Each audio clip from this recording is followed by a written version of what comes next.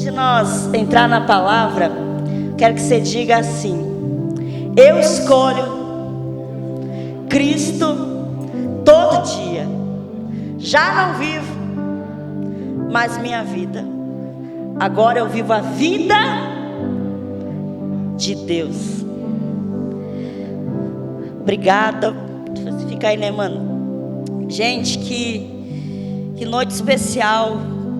Como é bom sentir a presença do Espírito Santo. E hoje nós estamos no último capítulo da série Chamado. E enquanto Josias estava ali cantando aquela canção, Deus está levantando um novo povo, Deus está separando seus profetas. Antes mesmo dele falar para você, trazer à memória coisas que você tinha vivido, o Senhor me trouxe uma memória. Parece que nós estávamos conectados, amor. Eu lembro de um dia que eu tive que resolver uma questão de banco no Santander, quando o Santander era, não sei explicar, nem vou tentar. Era ali, né? Tu entendeu, né, mano? Só que eu cheguei um pouco antes e o banco abria às 11. E eu sentei na escadaria do banco e abri minha Bíblia, comecei a ler. E de repente, um dos guardas do banco bateu no vidro e me chamou. E eu estava naquele momento que eu estava sentada na escada, eu estava questionando a Deus. Eu estava muito triste aquele dia, estava com dúvidas sobre a minha vida, sobre o meu propósito, sobre mim. E o guarda bateu na portinha e me chamou e disse assim: Isaías 61. Aí eu fui lá e abri Isaías 61. Vou ler o versículo que é atribuído a Jesus. Vou ler aqui com vocês. Isaías 61.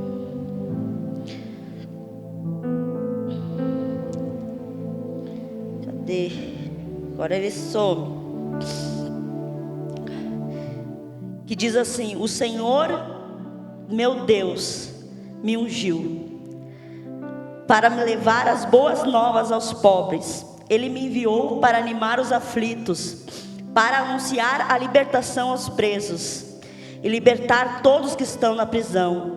Ele me enviou para anunciar que chegou o tempo em que o Senhor salvará o seu povo e que chegou o dia que o nosso Deus se vingará dos seus inimigos. Ele me enviou para consolar os que choram, para dar aos que choram em Sião coroa de alegria em vez de tristeza, um perfume de felicidade em vez de lágrimas, roupas de festa em vez de luto.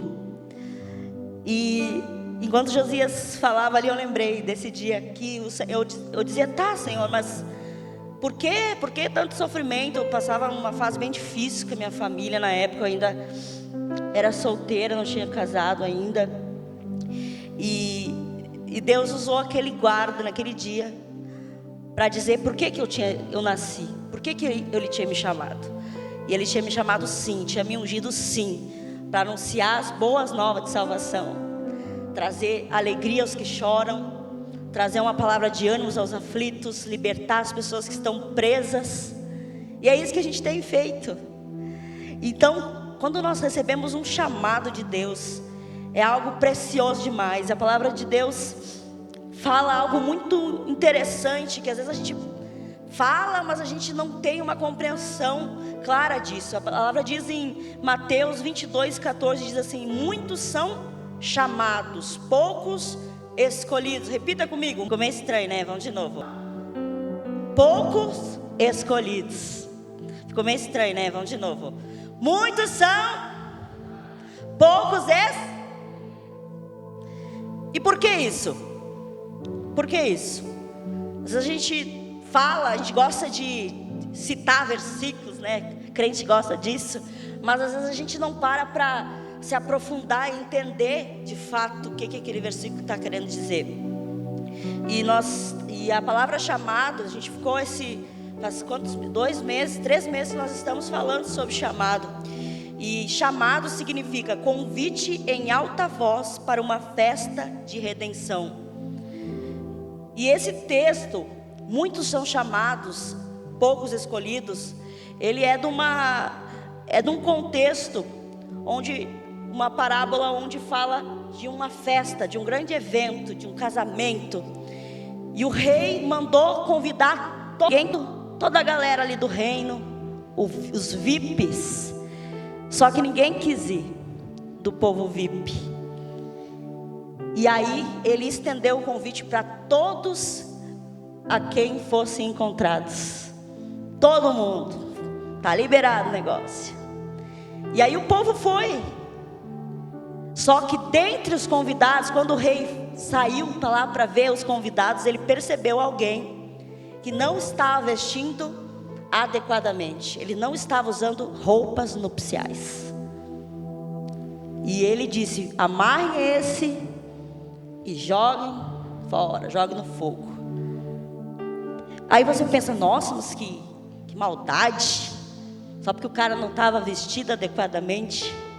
Mas você precisa entender que nesse contexto foi fornecido, estava disponível a eles tudo o que eles precisavam. E esse carinha simplesmente resolveu ignorar em si e ir do jeito que ele queria. Ele fez pouco caso da cerimônia em si, pouco caso do contexto em si. E por isso que dentre todos os chamados, ele não foi escolhido. E hoje nós vamos falar um pouco sobre isso. O nome do nosso tema hoje é No Pain, No Gain. Essa é uma frase... Vê alguém falando aí. Essa frase é uma frase americana, que ela quer dizer: sem dor, sem ganho. Ou seja, sem sacrifício não há recompensa. Essa frase é uma frase que é muito utilizada por lutadores, pessoas que lidam com artes marciais, que também estão buscando crescer na área física, enfim. E é algo que Deus, eu estava orando e já faz algum tempo, e eu até questionei o Senhor por que Ele queria que eu trouxesse essa palavra. Mas Ele disse que no chamado, se nós não entendermos que o preço do chamado, a gente não consegue ir adiante. É como aquele versículo que diz que uma pessoa, antes de construir uma casa, ela precisa sentar e calcular o seu custo. Antes de nós entrarmos no ministério propriamente dito, viver o que Deus nos chamou para viver, nós precisamos saber o custo. Sabe, Billy Graham tem uma frase extraordinária que diz assim: a salvação é de graça, mas o discipulado custa tudo de nós. Então nós precisamos entender que sim, todos nós fomos chamados para essa festa. Esse texto que eu estava me referindo sobre em Mateus 22, fala da salvação, fala dos judeus, que o judeu era aquele povo que primeiramente deu a Cristo, e aí se estendeu a salvação para nós. E Deus nos forneceu através do seu sangue, da sua graça, tudo que nós precisamos, na nova realidade que nós vivemos hoje em Cristo Jesus. Mas mesmo nós estamos numa nova realidade em Cristo, muitas vezes nós não queremos nos sujeitar a entrar nos padrões que Jesus já estabeleceu, que Deus já estabeleceu. E eu quero ler com você Lucas capítulo 9, versículo 23 e 24, que diz assim: se alguém quiser acompanhar-me, negue-se a si mesmo, tome diariamente a sua cruz e siga-me. Pois quem quiser salvar a sua vida, a perderá, mas quem perder a sua vida por minha causa, este a salvará. Esse texto é um texto tão falado entre nós, né? Sobre o negar a si mesmo. Mas o que é negar-se? Significa abdicar, renunciar a algo que você queria muito. Ninguém renuncia a algo que não goste, porque se tu não gosta, não vai ser uma renúncia. Ninguém abdica de algo que não lhe é precioso, não é importante, não é atrativo. Toda vez que nós precisamos nos negar, renunciar a algo que para nós mesmos é algo que nos custe, é algo que é prazeroso para nós. E tomar a sua cruz significa atitude de quem já foi sentenciado à morte. Quando eu fui pesquisar isso, veio tão forte no meu coração uma frase: não está morto, ninguém mata quem já morreu. Repita comigo: ninguém mata quem. Se você, naquela época, se você visse alguém carregando uma cruz, você sabia que aquela pessoa já estava morta. Nos tempos de Jesus, a cruz era uma sentença. Se a gente morasse nos Estados Unidos, seria cadeira elétrica que eles têm, ou outros países usam câmera de gás. Aqui no Brasil é prisão perpétua e coisa assim. Então, toda vez que você passasse nas ruas de Jerusalém, da Judéia, por ali você visse alguém carregando uma cruz, você podia ter certeza que aquela pessoa já estava morta, já estava sentenciada à morte. Então, quando a palavra de Deus diz assim: tome a sua cruz, ela está dizendo: você precisa morrer. E a gente, quando nós aceitamos a Cristo, nós morremos para a nossa velha criatura. Então, se todos são salvos aqui, ou se você não é, você vai ser. Você já morreu para a sua velha natureza. Mas existe uma outra morte, que é uma morte diária, que é a morte para nós mesmos. É uma morte para o nosso eu, é uma morte para a nossa carne, para as nossas vontades. E Jesus está dizendo isso simplesmente para os seus discípulos: se você quiser acompanhar-me, renuncie aquilo que você quer muito, que te dá muito prazer, que você coloca todo o seu coração, a sua atenção. Tome a sua cruz e siga-me. Viva como alguém que já morreu. Sabe essa frase, ninguém mata quem já morreu? É tão interessante, porque se a pessoa já morreu para si, não tem muito si, foi morto. Entende? Morrer para si, morrer para sua vontade, viver para a vontade de Deus. Nada mais se torna tão importante, tão fascinante do que a vontade de Deus. Sabe, enquanto o Josias cantava essas canções, a Mogi, o Espírito Santo estava me trazendo à memória. Me trouxe essa experiência do banco, me trouxe outras experiências, que hoje eu vi, cara, não existe nada mais importante e um sonho mais extraordinário para a minha vida, para a vida do meu esposo, do que viver o reino de Deus. Sabe, nem uma viagem para um país distante, nem uma casa maravilhosa, nem todo o dinheiro do mundo é mais prazeroso e fascinante para mim e para ele do que viver o reino de Deus, do que ser participante das coisas do reino, do que viver o que Jesus fez com que a gente nascesse para viver. Sabe, Deus me trouxe tantas memórias no meu coração enquanto eles cantavam. Quando eu nasci, a minha mãe conta que eu nasci, eu não podia andar, eu não poderia andar. Eu nasci com os meus pés totalmente atrofiados. E ela creu no propósito da minha existência. E ela não sossegou até que ela não encontrasse um homem de Deus, uma mulher de Deus, que orasse por mim. E ela disse que ela ouviu que tinha uma campanha, que na nossa antiga denominação tinha muitas essas coisas, campanhas e tudo mais. E ela me levou, eu tinha 3 meses de vida. E lá aquele homem colocou a mão sobre mim e os meus pés endireitaram, assim, por um grande milagre de Deus. Sabe, porque Deus, Ele já tinha planos estabelecidos, causasse propósitos estabelecidos.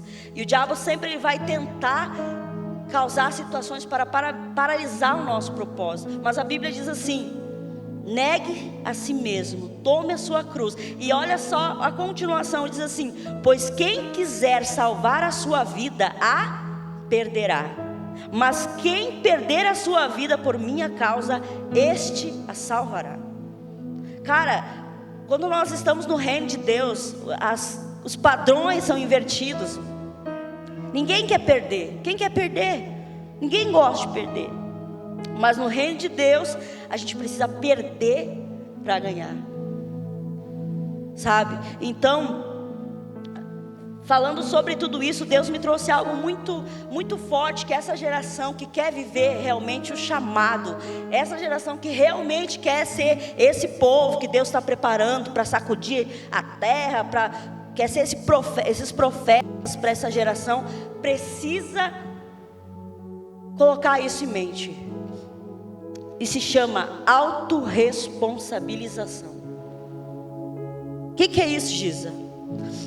Autorresponsabilização é a capacidade de assumir a responsabilidade pelas coisas que acontecem em sua vida. Você é inteiramente responsável por suas palavras, ações, erros, ideias e pelas consequências de suas ações. Hoje nós estamos vivendo um tempo onde as pessoas não querem se responsabilizar. Elas sempre estão tentando terceirizar as coisas da sua vida. Sabe, e aqui esse texto, ele está completamente mostrando, é um mapa, aqui está desenhado aqui que Jesus falou. Você quer isso, você faz aquilo. Toda ação tem uma reação. E hoje essa geração que dizem, geração do mimimi, tem dificuldade, pessoa que não entende. Ela gosta de terceirizar, de culpar. Uma pessoa que não entendeu a autorresponsabilização, ela está sempre achando culpados, achando desculpas. Sabe esse texto? No pain, no gain. Sem dor, sem ganho. Sabe, eu questionei a Deus sobre isso, porque eu disse: Pai, eu ainda não estou 100% em todas as áreas da minha vida vivendo isso. Por que o Senhor quer que eu ministre isso? E o Pai disse ao meu coração: aquilo que eu toco no teu coração, mesmo que ainda você esteja caminhando, você está partilhando com alguém. E eles vão poder caminhar na mesma medida. Porque olha só que interessante. Uma pessoa que não pratica a autorresponsabilidade, ela sempre tenta justificar os seus fracassos. Ah, eu não consegui por causa disso, daquilo. Sabe, eu vou dar um exemplo meu mesmo. Eu, Giza Goulart, estou tentando emagrecer, né? Mas não gosto de renunciar um X no final dos cultos. Tenho dificuldade de renunciar uma Coca-Cola gelada. Entende? Mas daí o que eu usava? Ah, meu metabolismo é muito lento. Coitado do metabolismo, era tudo culpa do meu metabolismo. Mas eu não me autorresponsabilizava pelas minhas escolhas alimentares. Isso é um exemplo, como tantos outros exemplos. Ah, eu não consegui ir bem porque a prova era muito difícil, de vez de ter estudado mais. Sabe, então tantas são as desculpas, às vezes, que usamos para justificar os nossos fracassos. E como que nós podemos viver o nosso chamado, aprendendo essa questão da autorresponsabilização? Algo que nós precisamos ter em mente é as nossas escolhas. Em Gálatas 6:7 diz assim: não se enganem, pois tudo que uma pessoa plantar é o que ela também colherá. Das nossas, gosto muito que diz assim: somos resultados das nossas escolhas. Então, nesse texto que a gente iniciou, a Bíblia está mostrando algumas escolhas que precisam ser feitas. Negar a si mesmo é uma escolha. Tomar a cruz é uma escolha. Seguir a Jesus é uma escolha. Todos nós somos livres para fazermos as escolhas que nós quisermos, mas nós também precisamos ter em mente as consequências que elas chegarão. Sabe, às vezes as pessoas, nós, os seres humanos, temos muito facilidade em ressaltar os nossos méritos, e temos dificuldades de assumir quando nós erramos por culpa nossa. Assumir, não, eu errei porque eu não me esforcei o suficiente, eu não parei para pensar, eu fui impulsivo. A gente tem dificuldade de assumir o nosso BO, que nem se diz. Assumir os nossos BOs. A gente tem muita facilidade de julgar, de apontar o dedo, mas a gente tem dificuldade de olhar para dentro de nós e ver, tá, o que eu estou fazendo, que as coisas não estão acontecendo.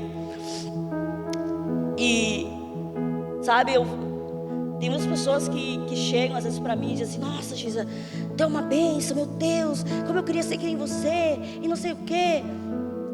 Mas, gente, foram escolhas.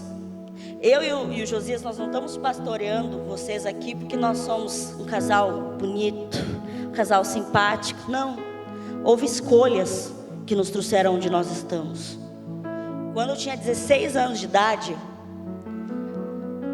todas as tardes, todos os sábados à tarde, onde eu podia estar com as minhas amigas, onde eu podia estar fazendo qualquer outra coisa, eu era uma menininha do coque. Falo para minhas adolescentes.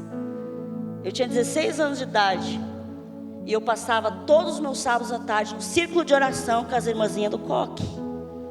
Isso é para mulheres. E um dia eu recebi uma palavra que eu seria uma referência para mulheres, que eu seria uma ministra da palavra. E eu entendi, cara, para mim ser isso aí que Deus está falando, eu preciso aprender a orar. Então eu ia para a igreja orar com as irmãzinhas. E foi nesses lugares de oração que eu aprendi a subjugar minha carne, a me render ao Espírito. Foi nesses lugares de oração onde a gente aprendeu a ter experiências com Deus. O Josias já contou algumas experiências dele também, ainda na adolescência, renúncias que ele fez para ele chegar no lugar que Deus tinha para ele. Quando nós tínhamos 18 anos de idade, a primeira coisa que a gente fez, foi o meu primeiro emprego, primeiro salário. A primeira coisa que nós fizemos foi se matricular em um curso teológico. Tinha um curso que a igreja fornecia e nós nos matriculamos, porque a gente sabia, nós temos um propósito. Deus nos chamou para alguma coisa.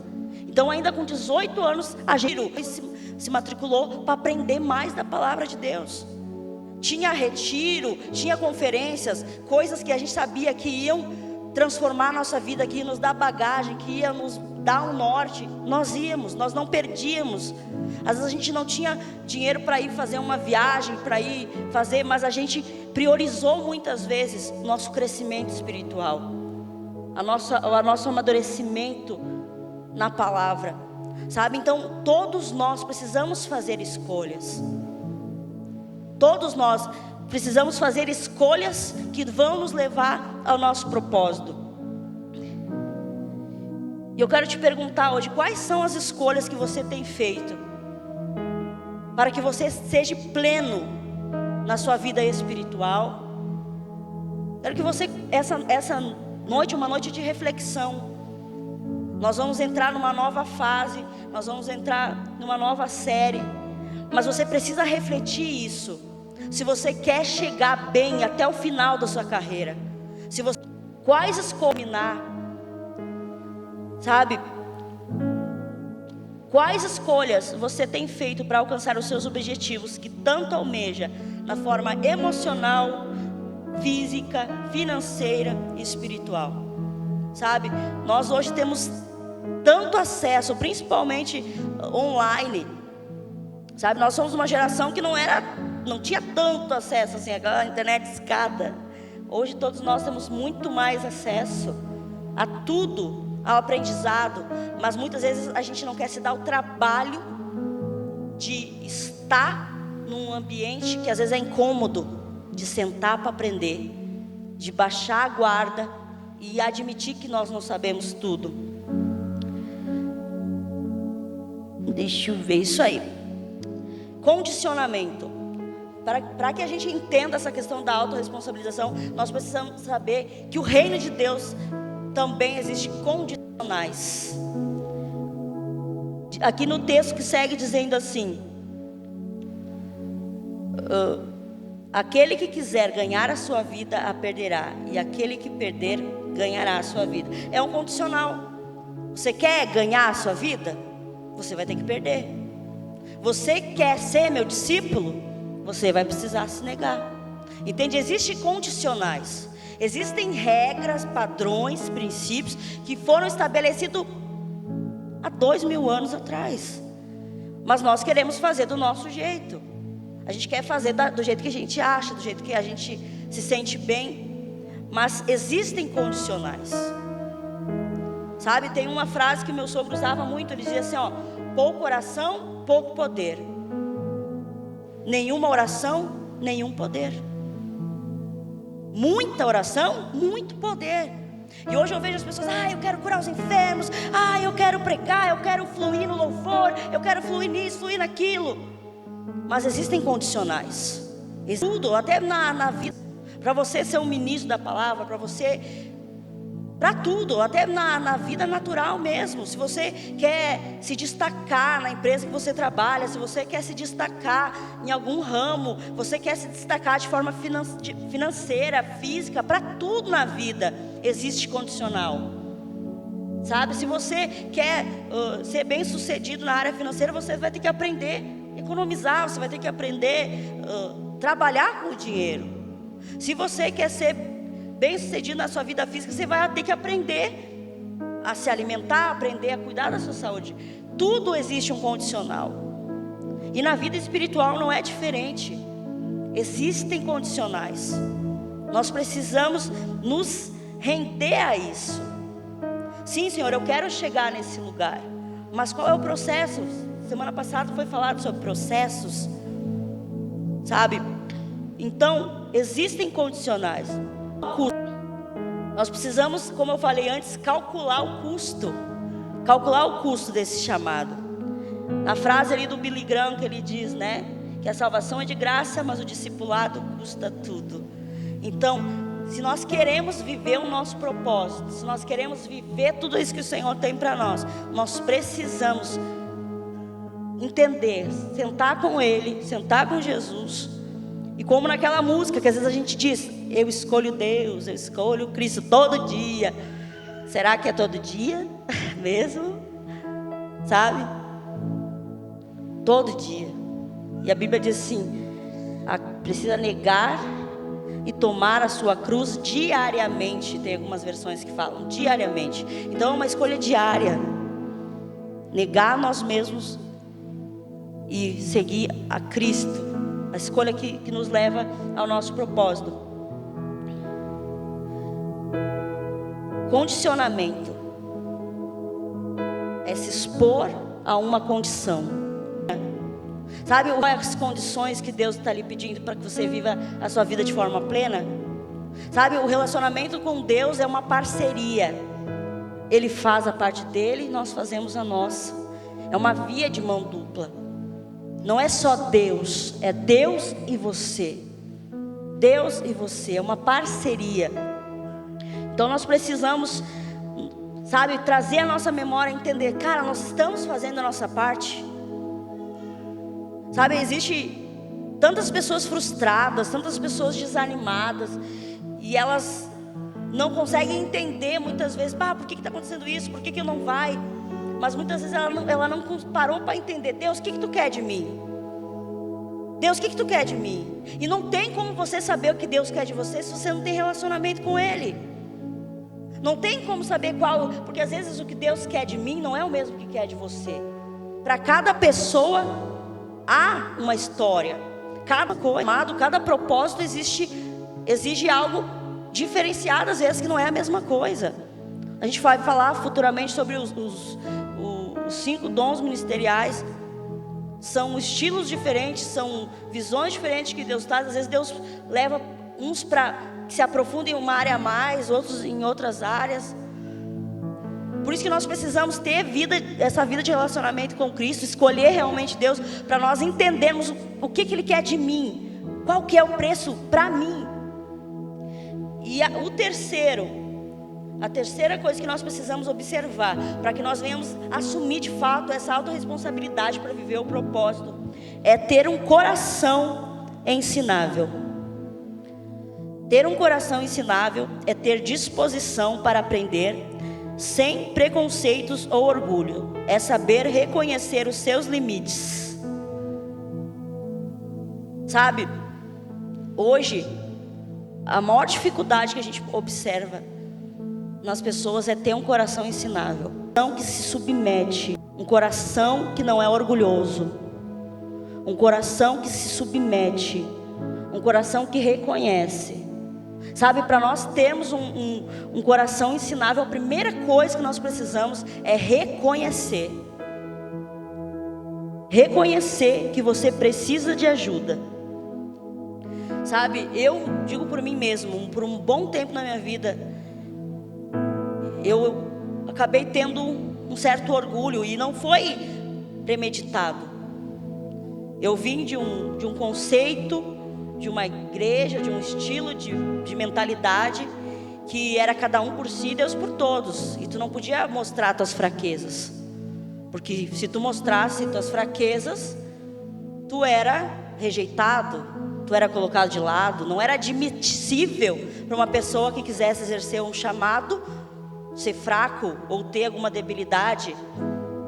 Então a gente aprendeu a matar no peito, engolir, fingir que estava tudo bem.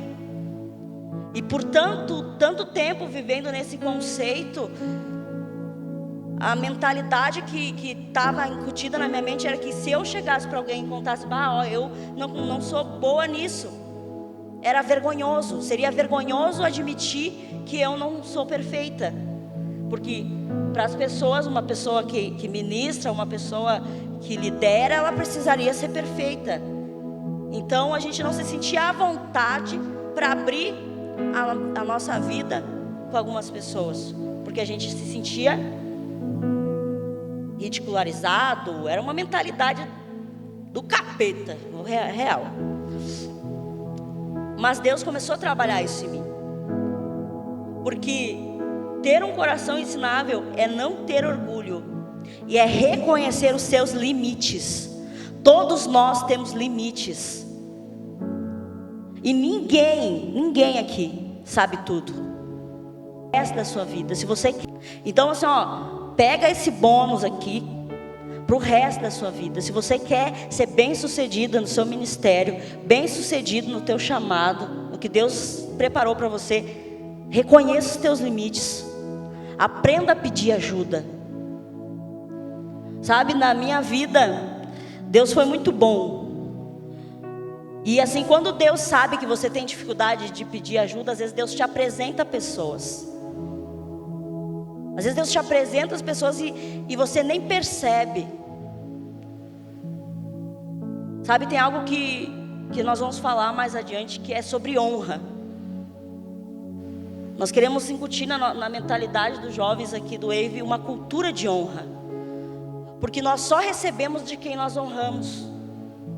E às vezes a gente só honra alguém que a gente acha que é digno de honra. Só que todos nós somos dignos de honra.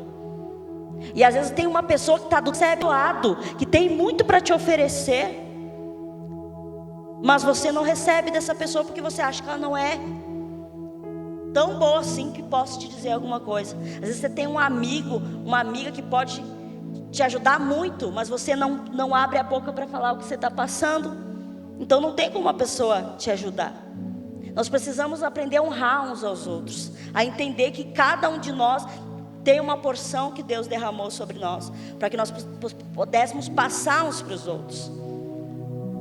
E eu lembro que eu tinha recebido o batismo com o Espírito Santo, e Deus começou a falar, e todo dia vinha uma irmãzinha do manto e trazia uma palavra, e eu disse, tá Deus, mas... E aí um dia eu observei uma irmã no culto, e a congregação que eu aceitei Jesus era uma congregação que ela não era tão avivada na época, mas tinha uma irmã lá que era diferente, a Janete. E aí a Janete, ela era diferente de todo mundo. Janete precisava do orzinha. Janete não precisava de um instrumento. Janete não precisava do worship. A Janete era louca, meu. Muito doida, a Janete. Meu Deus. Aí um dia eu vi num culto. Gente, pensa no culto, aquele culto difícil, sabe? Que ouve os grilos assim. A Janete saía sapateando, ia lá entregar uma profecia para as pessoas. E a Janete era uma loucona, muito doida. Eu disse: Deus, se o Senhor quer me usar, eu quero ser que nem essa mulher aí, bem louca, bem doida. E foi que Deus aproximou a Janete de mim. Deus aproximou a Janete de mim. Naquela época, as minhas tias não acreditavam em profecia. Elas eram minhas que me levaram para a igreja. Minha mãe estava desviada. Na época era só eu crente, depois a minha irmã veio. Aí Deus aproximou a Janete de mim. E a Janete me ensinou a orar. A Janete me ensinou como orar, como me mover. Quando eu recebi os dons, a Janete me ensinou como fazer para não sair entregando profetada por aí. Sabe, Deus colocou a Janete no meu caminho para me ensinar o que eu precisava. Sabe, a gente não sabe tudo. Nós não nascemos sabendo de tudo. Nós precisamos pedir ajuda. Tem pessoas capacitadas. Sabe, se é uma questão mais reservada, você sim tem que ter um cuidado. Você não pode procurar qualquer pessoa. Mas você, com certeza, Deus já mostrou para vocês pessoas capazes. Mas o que a gente precisa romper é o nosso orgulho. De chegar e dizer: olha, eu tenho dificuldade nessa área, você pode me ajudar? Eu não quero mais viver essa vida, esse looping, sabe? Um eterno loop, sempre no mesmo lugar. Nem aqueles ratinhos lá que ficam naquela rodinha. Nunca sai do lugar. É muito frustrante. Mas nós precisamos tomar a decisão de: cara, eu não quero, eu quero sair desse ciclo, eu quero evoluir, eu quero ir para frente. Você não consegue, eu não vou conseguir. Então você precisa reconhecer que você não consegue e pedir ajuda. Sabe? Teve tempos atrás, acho que faz 1 ano e meio atrás, eu cheguei numa fase da minha vida que eu comecei a questionar a Deus. Eu disse: Deus, eu não estou entendendo mais nada. Eu já fiz tudo que eu sabia do meu manualzinho, mas eu não estou entendendo. O que tu quer, Deus? E sabe, e eu lembro desse dia, foi um dia muito forte. Eu chorei e disse: Deus, eu não sei mais o que fazer. Tudo que eu já li a Bíblia umas 3 vezes já, eu entendo da palavra, eu entendo de oração, eu já aprendi tudo isso, mas parece que eu não estou conseguindo colocar as peças no lugar.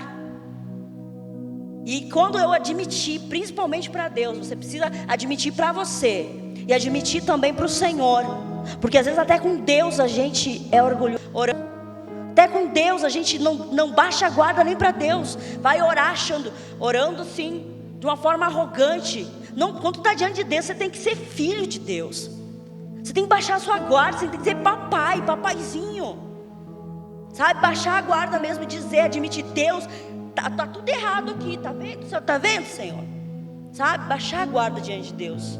Reconhecer, chorar mesmo, se humilhar diante de Deus. A Bíblia diz: humilhai-vos perante o Senhor e Ele vos exaltará. Nós precisamos nos render, realmente. E num dia desses, há 1 ano e meio atrás, eu fiz isso. E até foi com uma música que o José vai cantar depois. E nesse dia eu disse: Senhor, eu não sei o que fazer, mas eu sei que Tu sabe. Então me manda alguém para me ensinar o que eu preciso. Eu fiz essa oração. Não deu 2 meses, Deus colocou uma outra mulher no meu caminho. E essa mulher me ensinou coisas que eu não sabia, não resolveriam. Pela Bíblia e pela oração não resolveriam. Porque é claro que a palavra tem tudo, mas às vezes a gente precisa também de conhecimento para conseguir. É revelação, falta de revelação. E a gente não consegue compreender tudo. Então, com a ajuda dessa mulher, eu consegui concluir mais uma etapa da minha vida que precisava ser alinhada. Então, gente, todos nós precisamos de ajuda. Eu, Giza, Eu cuido, sou pastora, abençoo pessoas, mas tem gente que cuida de mim. Fora a pastora Rosângela, eu tenho outras 2 mulheres que me mentoriam, que me cuidam, que me discipulam, que me orientam. O Josias, da mesma forma, ele tem amigos que ele confia e que quando ele está confuso, fora o pastor, ele ainda conversa com essas pessoas, auxiliam ele, direcionam ele. Todos nós precisamos. Eu mesma, meninas, mentorio meninas. Todo mundo precisa ter alguém para te orientar, para te ajudar, reconhecer realmente que você precisa de ajuda, sabe? Tem tantos textos, eu me identifico muito com os profetas da Bíblia, eu me identifico com as histórias do Velho Testamento, gosto muito de ver os sucessores, Eliseu e Elias, de ver Moisés e Josué. Todas essas pessoas, elas se submeteram a alguém que poderia os orientar, que podia lhes ensinar o que não sabiam, sabe? Eliseu não largava de Elias, sabe? Ele não largava porque ele sabia que Elias tinha muito para lhe acrescentar, lhe oferecer, lhe ensinar. E ele se agarrou na capa. Ele quis viver o sobrenatural. A mesma coisa Josué. Josué começou, cara, eu fico pensando Josué começa a ver, tentar imaginar observador, sabe? Começa a olhar a Bíblia e tu começa a ver, tentar imaginar o perfil daquele cara. Como é que será que ele era? Como é que será que ele se comportava? Por isso você tem que ler a Bíblia, gente. Quando vocês forem ler a Bíblia, leiam a Bíblia imaginando o contexto, imaginando a cena, imaginando as pessoas, a característica física, a característica pessoal dela. E eu imagino que Josué era um cara muito curioso. E ele começou a observar, mas qual é o segredo desse Moisés, cara? Tem algum segredo? E ele observou que quando Moisés entrava naquela tenda, algo acontecia. Moisés voltava diferente daquela tenda. E a Bíblia diz que Josué, filho de Num, não se apartava da tenda. Josué descobriu que o segredo de Moisés era a intimidade dele com Deus, sabe? Então quando você tem alguém que lhe instrui, que lhe guia, que lhe ajuda com as questões que você não consegue resolver sozinho, você é abençoado, se torna mais leve. A Bíblia diz: suportai uns aos outros. Suportai não é tem que suportar a pessoa, não é isso, é dar suporte, é auxiliar até que a pessoa, sabe quando uma pessoa tipo quebrou a perna e ela não consegue andar sozinha, tu abraça até que ela chegue no lugar. Isso é dar um suporte. Nós precisamos fazer isso. Alguém fez comigo, eu faço com pessoas continuam me dando suporte, entende? Nós somos irmãos. E nós precisamos ter esse olhar de honra. Se nós queremos viver esse propósito, nós precisamos ter essa autorresponsabilidade. Eu não sei tudo. Deus me colocou numa comunidade, com irmãos, em uma família. Então nós precisamos ter esse olhar de reconhecer quando nós precisamos de ajuda, baixar a guarda. Outra questão que, enquanto eu vinha no Uber, você tem algo para oferecer. Bem, tem o outro lado. Tem o lado que quando você tem algo para oferecer e você não quer oferecer, sabe? Hoje mesmo eu disse: Deus, o Senhor sabe que eu ainda não estou 100% nesse negócio de no pain, no gain. O que o Senhor quer que eu ministre? Questionei, deixa eu completar o processo para depois pregar sobre isso. E ele disse: não, porque eu já ministrei algo dentro de ti, e você é uma fonte, você não é um poço. Você precisa jorrar, e quando você jorra, eu te entrego mais. Você jorra, eu te entrego mais.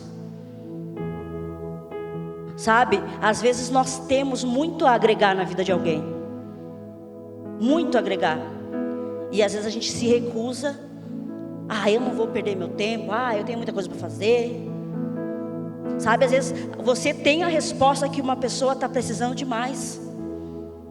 Talvez você tenha conhecimento que está faltando para alguém, e talvez aquilo que está dentro de você vai virar uma chave na vida de alguém, vai mudar a história de alguém, aquilo que você tem para oferecer. Sabe, teve muitas vezes na minha caminhada que eu disse: Deus, eu vou dar um tempo aí, porque eu tenho que alinhar umas coisas em mim. Nesse tempo que eu tentava não ajudar ninguém, era o tempo onde mais gente com problema aparecia. Vocês podem acreditar nisso, cara. Todas as vezes que eu pensava: não, eu vou ficar mais na minha agora, cuidar de mim, aí que aparecia mais pessoas com problemas. Porque todos nós temos algo a oferecer para alguém. Todos nós recebemos algo de Deus. Então, da mesma forma que nós precisamos reconhecer que nós precisamos de ajuda, nós também precisamos ter esse reconhecimento de que há sobre nós uma unção disponível, e que essa unção pode abençoar alguém, pode ajudar alguém. Sabe, às vezes, essa semana, Deus fala de uma irmã, tudo, Deus fala em tudo. Domingo passado nós fomos almoçar na casa de uma irmã, e aí tinha uma outra irmã lá, e nós estamos fazendo uns projetos novos pro Mergulhados e tudo mais. E conversa vai, conversa vem. A mulher tinha a resposta que eu precisava, que nós precisávamos. Numa conversa informal, Deus colocou alguém que tinha a resposta para tornar mais leve. Sabe, às vezes Deus tá no nosso lado e a gente não percebe. Às vezes a gente tem o que a pessoa precisa. Então que nós possamos ter, sabe, essa palavra que o mundo gosta muito de usar, a empatia mesmo, sabe, de jorrar aquilo que está em nós.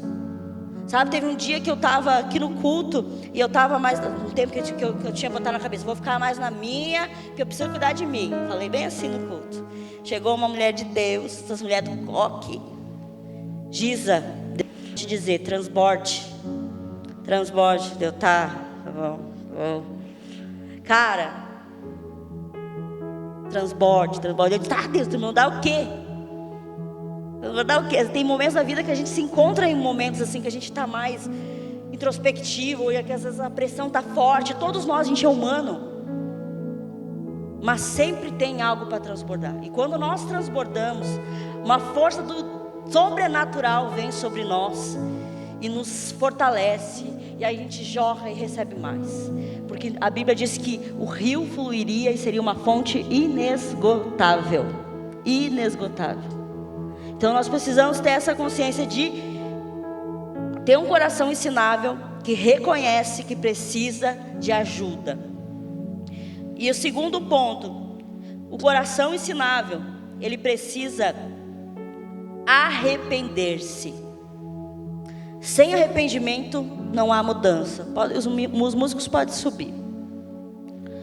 Sem avivar, tudo isso que a gente gosta de falar não vem sem arrependimento. E não um arrependimento assim, sabe, aquele arrependimentozinho barato, que nem se diz. Arrependimento de verdade, aquele arrependimento que te constrange, aquele arrependimento que te faz sentir vergonha, sabe? Não sei se você já teve essa sensação de se sentir com vergonha, sabe? De olhar quanto Deus é lindo, quanto Deus é bom, e comparar as tuas atitudes mediante essa bondade de Deus, e se envergonhar, e se arrepender de verdade, e chorar amargamente. Cara, tem um versículo, aquela passagem que fala de Pedro, que Pedro, ele negou Jesus. Jesus diz: Pedro, você vai me negar por 3 vezes. Ele: não, capaz, eu não vou te negar, porque Pedro era doideira, né? Mas Pedro negou. E a Bíblia diz que teve um momento que antes de Pedro, pela última vez que Pedro negou, na mesma hora Jesus estava passando e o olhar de Jesus se cruzou com o olhar de Pedro. Só que o olhar de Jesus não era assim: viu, seu malandro, você me negou, seu traíra. Não foi assim o olhar de Jesus. O olhar de Jesus continuava igual, um olhar de amor, um olhar de pai, um olhar de amigo. E Pedro se constrangeu, porque mesmo Pedro sendo um manezão, o olhar de Jesus continuava mesmo. E a Bíblia diz assim: e Pedro retirou-se dali e chorou amargamente. O que significa chorar amargamente, cara? Sabe, chorar amargamente é aquele choro assim, sabe, desesperador. Pedro se sentiu aqui, sabe, aquele choro assim que tu rasga a alma. Pedro se sentiu tão culpado, tão envergonhado da atitude dele. E Pedro se sentiu indigno e quis voltar. Jesus morreu, tudo, e ele quis voltar à velha vida dele, a ser o antigo Pedro. Mas Jesus foi até Pedro e chamou Pedro de novo.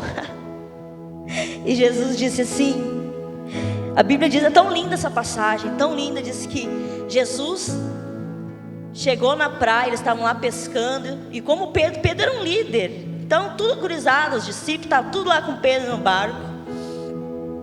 E a Bíblia diz que Jesus chegou na praia e disse assim: ué, o mar não tá para peixe aí? E aí houve todo aquele milagre de novo. E a Bíblia diz que Jesus estava na praia esperando eles com pão e peixe quentinho. E aí Jesus chama, e a Bíblia diz também que Pedro se joga no mar e foi nadando até Jesus quando ele reconheceu Jesus. E naquele momento Jesus chama Pedro com um canto e diz: Pedro, tu me ama? E aí Pedro diz: sim, Senhor, eu te amo. Pedro, tu me ama? Sim, Senhor, tu sabe que eu te amo. E ele pergunta de novo: Pedro, tu me ama? E Pedro ficou triste, porque ele achava que Jesus não tinha entendido ainda quanto ele amava Jesus. Aí Jesus chama o Pedro de novo: então, Pedro, apacenta minhas ovelhinhas. Quero que vocês coloquem de pé.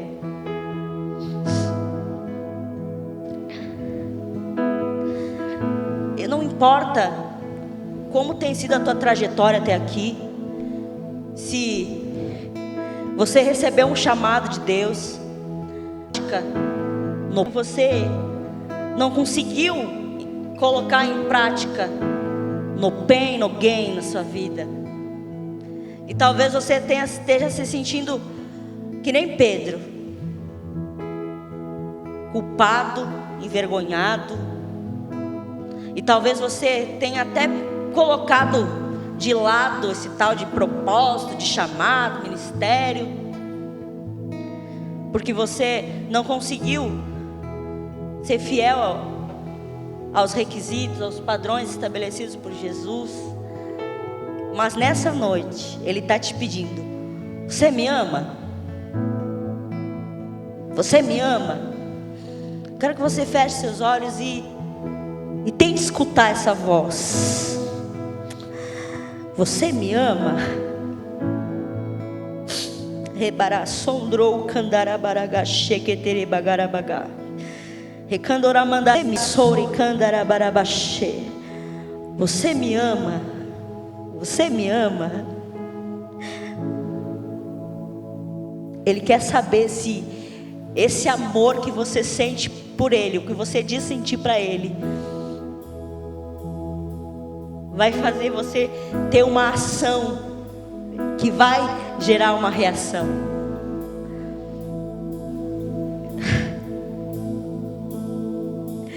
Pode cantar.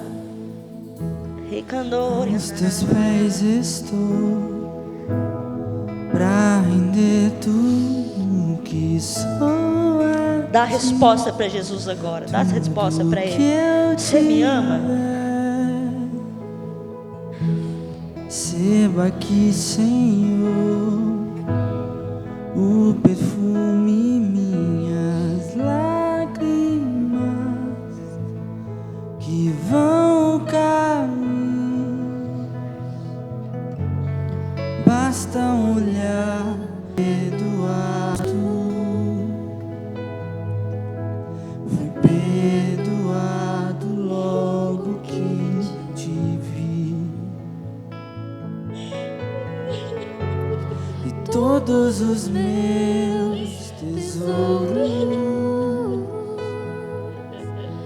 derramar diante de ti.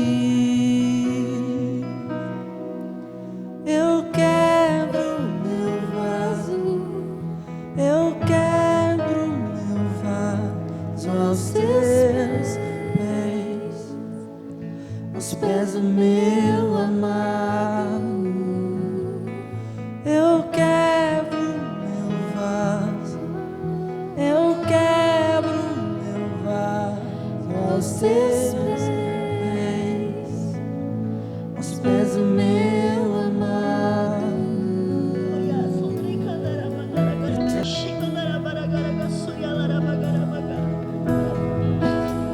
Essa noite é uma noite de quebrar os vasos diante do Senhor, de entregar todos os nossos tesouros, todos os nossos Nós tesouros. queremos.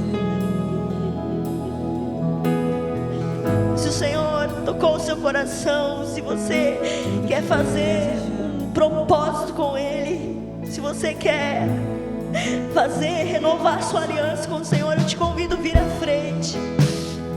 Venha à frente, venha entregar os seus tesouros. Nós vamos estar orando por você.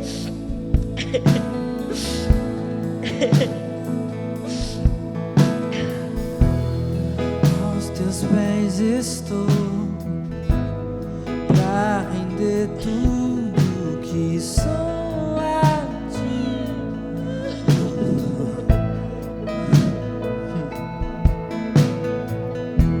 Receba aqui, Senhor, meu perfume, minhas lágrimas que vão cair. Basta olhar no seu rosto. Fui perdoado logo que te vi. E todos os meus tesouros vou derramar diante de ti. Eu quebro meu vaso, eu quebro meu vaso aos teus pés, aos pés do meu amado. Eu quebro meu vaso, eu quebro meu vaso aos teus pés, aos pés do meu amado. Eu quebro meu vaso, eu quebro meu vaso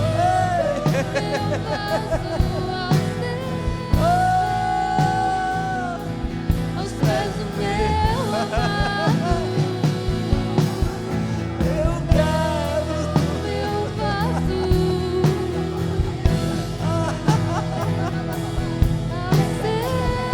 pés, aos pés do meu amado.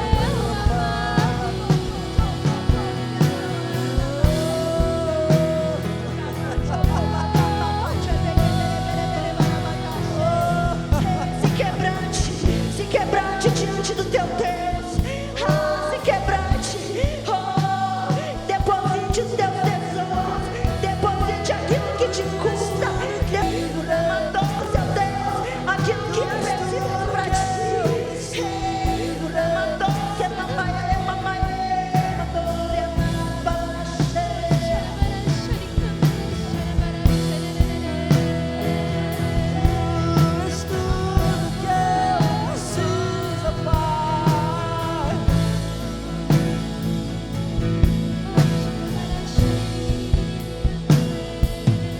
Não importa o preço do perfume derramado, tua presença vale mais, tua presença vale mais, e não importa o preço do perfume derramado, tua presença vale mais, tua presença vale mais.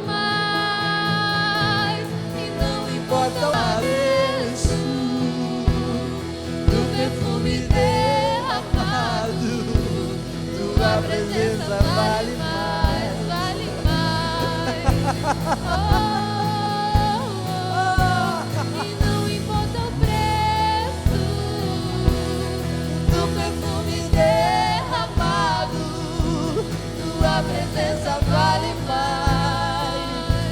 Tua presença vale mais. E não importa o Preço do perfume derramado, tua presença vale mais. Ela vale. Tua presença vale mais.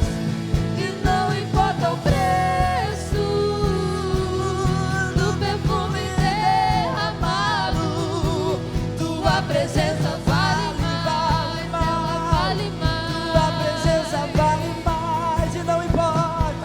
E não importa o preço. Vale Tua mais. presença Derramado, tua presença vale Tua presença, tua presença. Oh, tua presença, tua presença. Não importa o preço. Tua presença, tua presença. Perfume Tua presença, derramado, tua presença. tua presença vale mais. Tua presença vale E eu mais. quebro sim. Eu quebro meu vaso. Eu quero Eu passo aos teus pés, aos pés do meu amado. eu quero Meu vaso, eu quero meu vaso aos teus pés. aos pés do meu amado.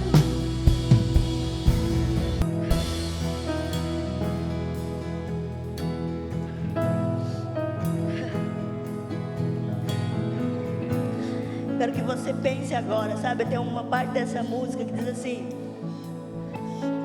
e todos os meus tesouros vou derramar diante de ti. Que tesouros são esses? Que tesouros são esses? Que tesouros são esses? O que para você tem sido mais precioso do que a presença dele? O que tem substituído a presença dele na sua vida? O que tem tido primazia na tua vida? Que tem tido o espaço maior, o horário nobre da tua vida, que tem tido toda a tua dedicação? Isso agora, tua atenção. Pensa nisso agora. O Espírito Santo está trazendo sua memória.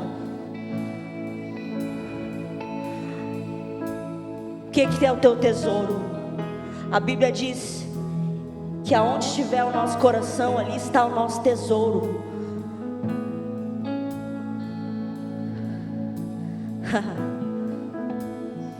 Aí mesmo onde você está, vamos cantar essa parte. E todos os meus tesouros vou derramar diante de ti. E se nessa noite você tiver coragem, tiver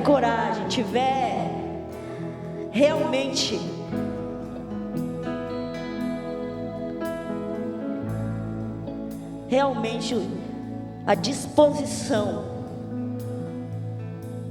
de fazer isso, derrama esses tesouros diante de Deus. Derrama esses tesouros perecíveis, que a traça e a ferrugem podem consumir. Basta olhar em teus olhos, Recandore, assondra, encandarache. fui perdoado. O Senhor vai começar a pedir algo para você. O Senhor vai começar a te pedir coisas agora. Todos os E Ele está dizendo: será que você pode derramar? Será que você pode entregar? Será que você pode? de ti, basta um olhar. basta um olhar. Fui perdoado logo que te vi.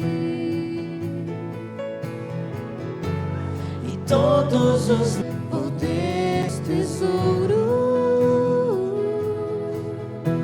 vou derramar diante de ti. Eu quebro meu vaso. Cante. Eu quebro meu vaso aos teus Só se você pode, só se você pode. Cante, cante com força. Cante com força. Se você pode quebrar nessa noite. Se você pode quebrar. Se você realmente tomou a decisão de quebrar. Quebro meu vaso aos teus pés, aos pés do meu amado.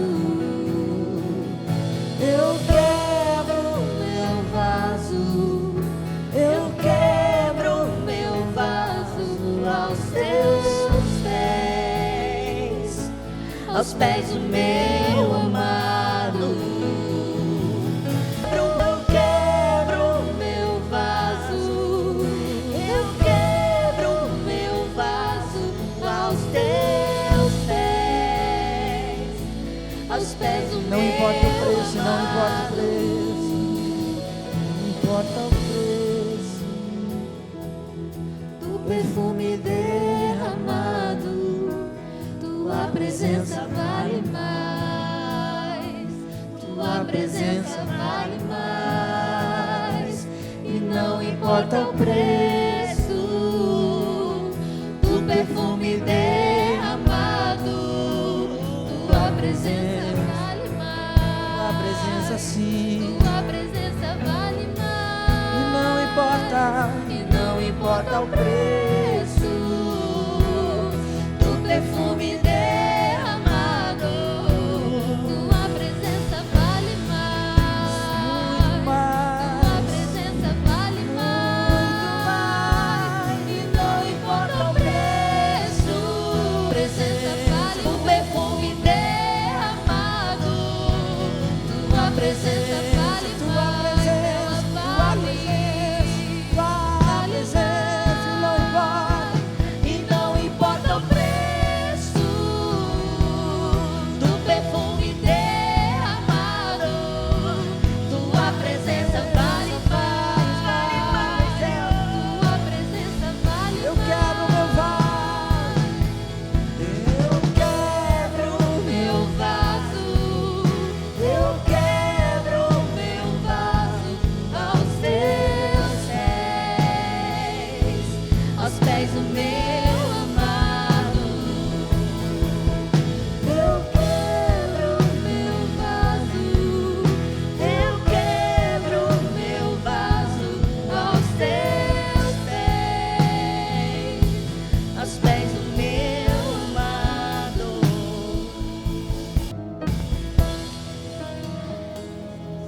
Gente, sabe, de tanta coisa, eu e o José, acho que faz uns 10 anos que a gente serve ministerialmente ao Senhor, né? Uns 10 anos já, mais ou menos, que a gente começou a trabalhar para Deus, trabalhar para o reino de Deus. E uma conclusão que a